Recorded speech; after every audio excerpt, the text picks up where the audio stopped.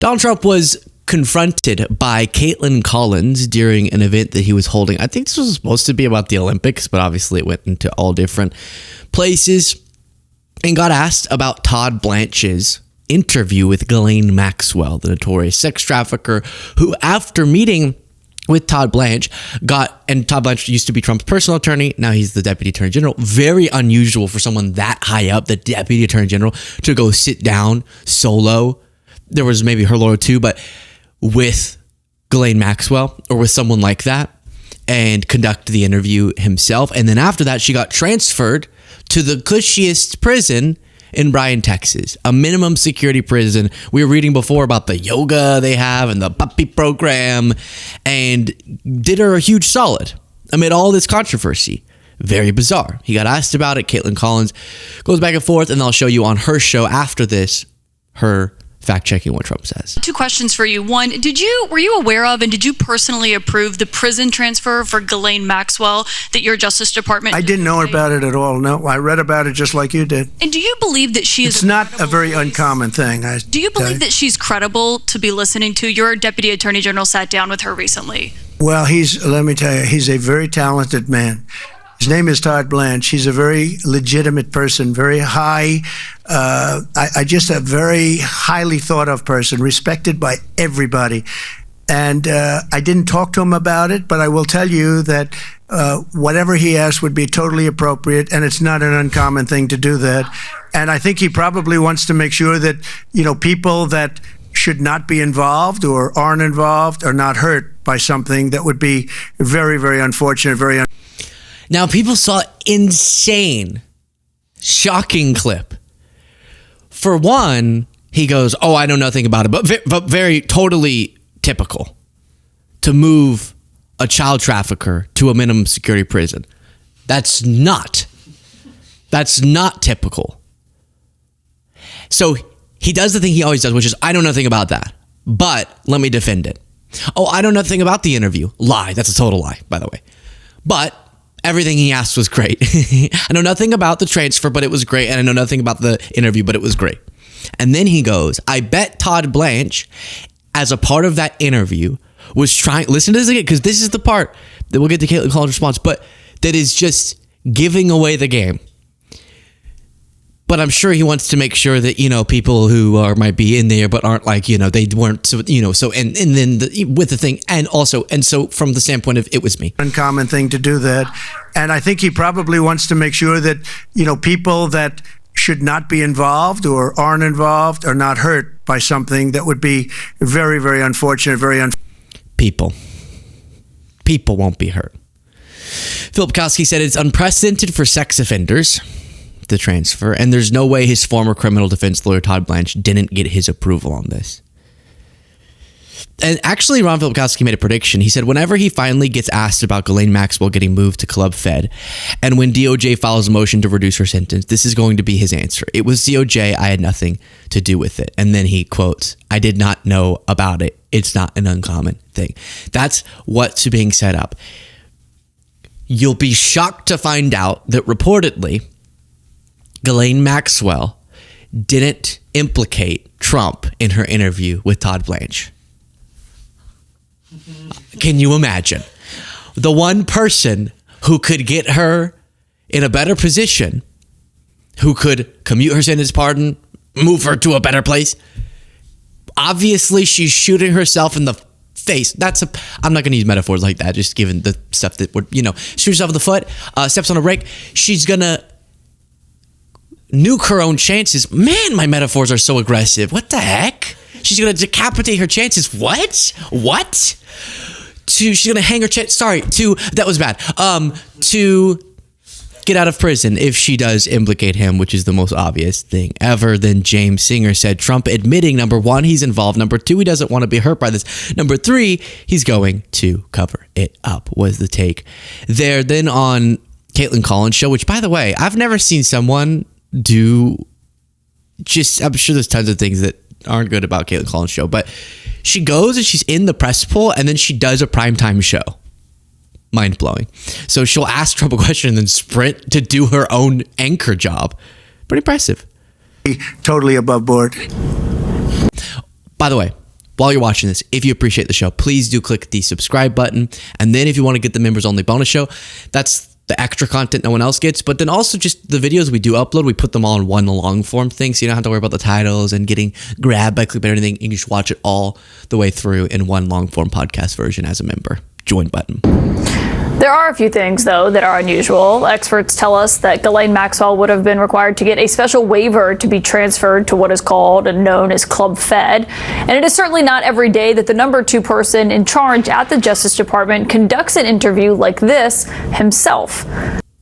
Yeah. So what Trump was arguing there was just wrong. Now, at the same event, again, supposedly on the topic of the Olympics, Trump took a question about Democrats from the Texas legislature who had fled Texas so that they couldn't bring the special session into session and vote on the insanely gerrymandered map. And then the Texas government issued arrest warrants to compel them to be there. And then Trump said, maybe the FBI has to get involved, which would be insane. Yeah. Mr. President, 2 questions for you. Mr. President, thank you. Texas Senator John Cornyn is asking for your help to force Democrats back to the state and hold them accountable. Do you want the federal government and the FBI to help locate and arrest these Texas Democrats who have left the state? Well, I think they've abandoned the state. Nobody's seen anything like it, even though they've done it twice before. And that means that we've seen something like it. What do I even say about that?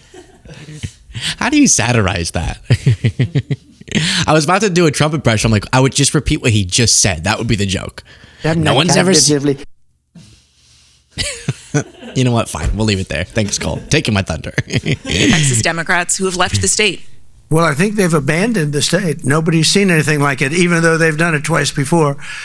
And in a certain way, it almost looks like they've abandoned the state. It looks very bad. Yeah, go ahead, please. Should the FBI get involved? Should the FBI get involved? Well, they may have to. They may have to. No, I know they want him back. Not only the attorney general, the governor wants him back. If you look, I mean.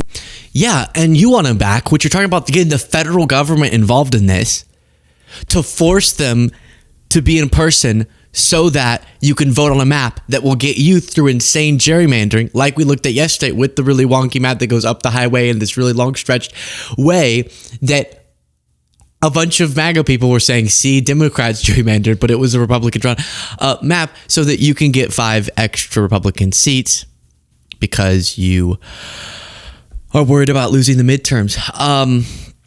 Speaking of things MAGA folks were upset by, I saw this clip on the topic of the gerrymandering where Casey Hunt on CNN is asking a question to her guest. She used unfortunate wording about Greg Abbott, I'd say. And senior national correspondent Ed Lavandera is inside the Texas State Capitol building. Ed, lawmakers going to try to establish this quorum again on Friday. I think my question to you is, does the governor have a leg to stand on here?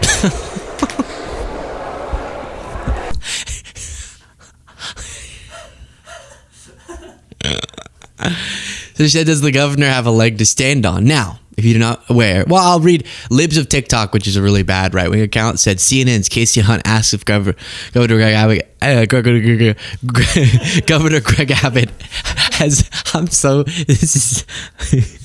Texas Governor Greg Abbott has a leg to stand on regarding his position on vacating the seats of runaway Texas Democrat legislators. Greg Abbott is wheelchair bound. Completely disgusting. Now, come on, Libs of TikTok. Let's not act like she said that intentionally. That's a phrase. Does he have a leg to stand on?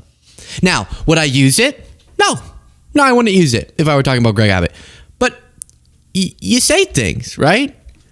I want to use that. I want to go, does Greg Abbott have a leg to stand on? Because you want to be sensitive. I want to say, Greg Abbott, let's walk through this together, right?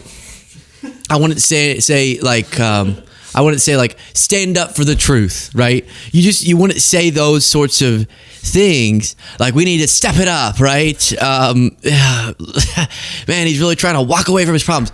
Those phrases are wrong to use, but people will use them on accident. Like every time someone says that, we say like stand up for what's right.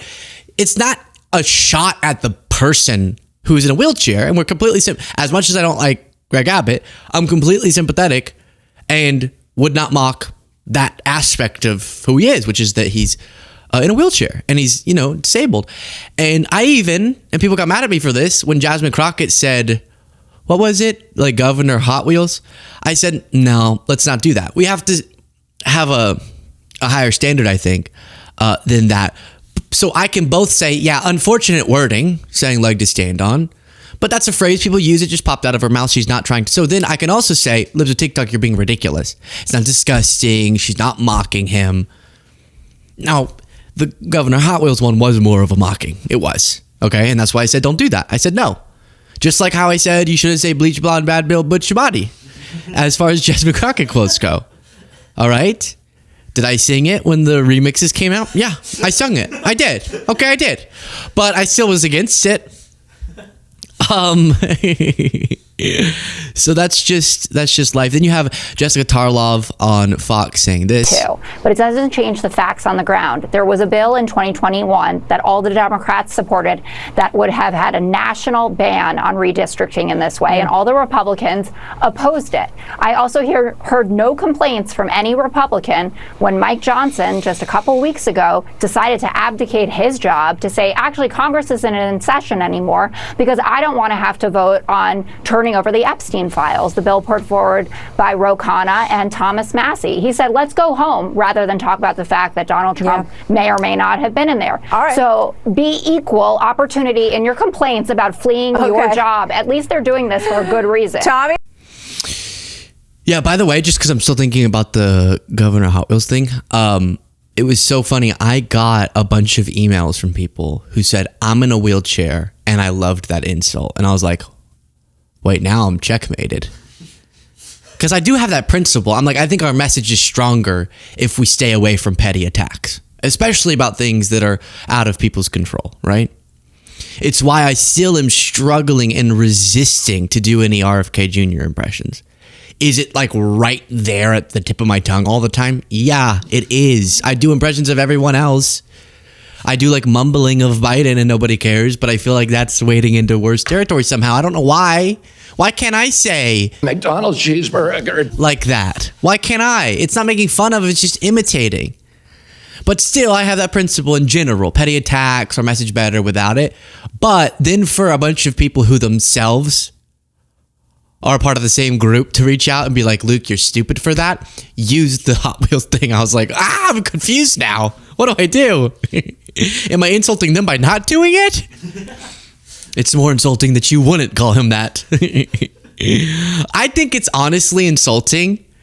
Actually, now that I'm thinking of it, going back, I'm stuck on it.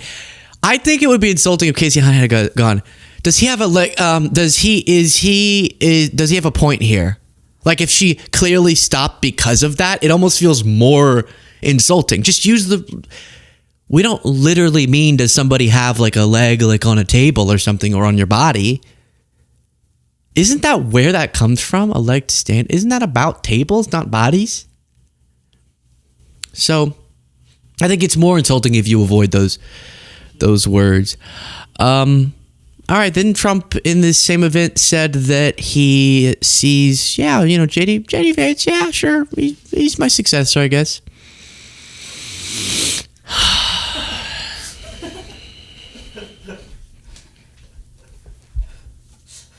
Whenever you're ready.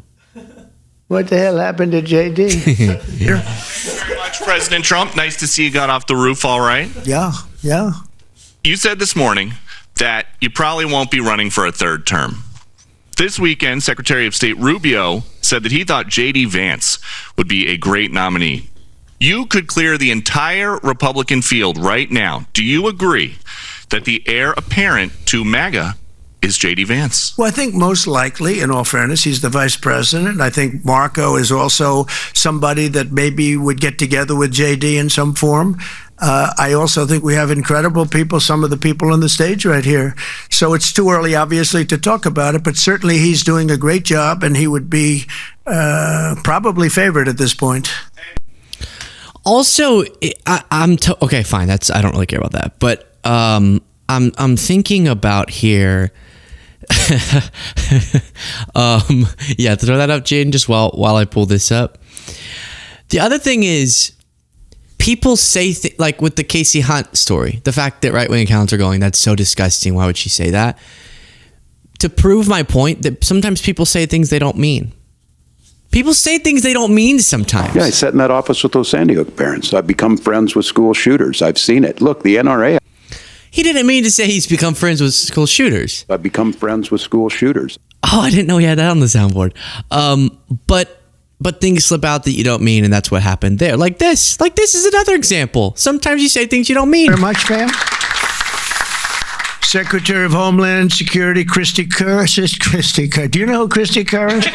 She's a friend of my great golfer. Christy, no, she's a better golfer than you. That's the only thing, but you're better at a lot of other things. But I want to thank you for being here.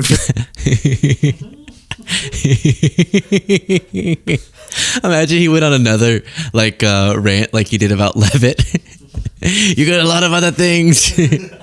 Those lips like a machine gun. That's a Trump quote. You can't get mad at me for that. That's a Trump quote. It would just be funny because when he can't think of ways to compliment people, he gets really weird. Do we have that? We should get that on the soundboard. When he can't think of ways to compliment people, stuff like this pops out. She's on my list. Caroline Levitt.